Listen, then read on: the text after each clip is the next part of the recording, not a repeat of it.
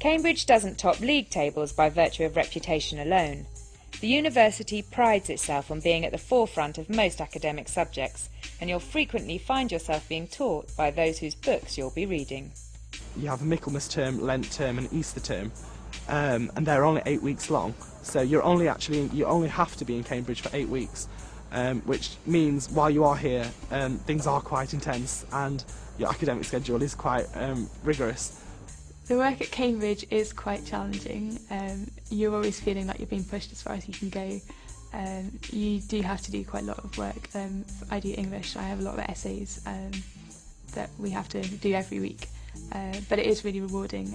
You know you're being taught by the best people in your field, and you're getting some of the best facilities in the world as well. It's good. And the best way to explain supervision is like when you're at sixth form, having a one-on-one with your teacher. So you've written an essay just from your own reading and your own thoughts, and then they will go over your essay and tell you the points that they liked, and usually the points that they didn't like, and you'll really go into depth about what you wrote, the particular title that you wrote on. For certain subjects it differs, like my subject I'd have one supervision a week, but it'd be one-on-one, whereas some of the other subjects like science subjects you might have 4 a week, but instead of being one-on-one there might be 4 students to 1 supervisor. Most of your teaching is department or faculty orientated, and you often go for lectures in your faculty. A lecture, you just sit there and they basically lecture you. I think last week I went to 5, which was quite good for me. When I was because I started off doing politics, I had like 1 lecture a week for a term. That was pretty cool, but now I switched to law. I'm in lectures 5 days a week, 9 till 12, so if you're doing law it's important to go to lectures. In History of Art we have things called seminars, which because there's only about 25 of us in the year, which is really nice, they're more like classes where you have like discussions and things like that, more than a formal lecture, which is kind of probably not what you expect out of the Cambridge system, which is nice.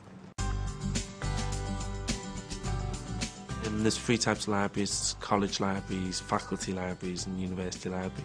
College libraries, obviously they're in your college, so they're your first port of call, they're the closest library. They're normally quite well stocked and there's a reasonable chance to have the book you're looking for. Second libraries, faculty library, they will have the book you're looking for unless someone else has got it out, but they will have every book on the reading list.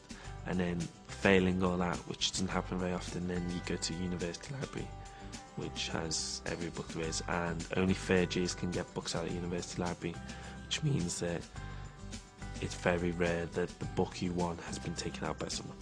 What I've seen at Cambridge, Cambridge is for those who are brilliant yet independent. It is not a place for someone who is going to need that direct supervision. If you're an independent thinker and you want to achieve things that normally you wouldn't be allowed the space to at another university, that is what Cambridge is for.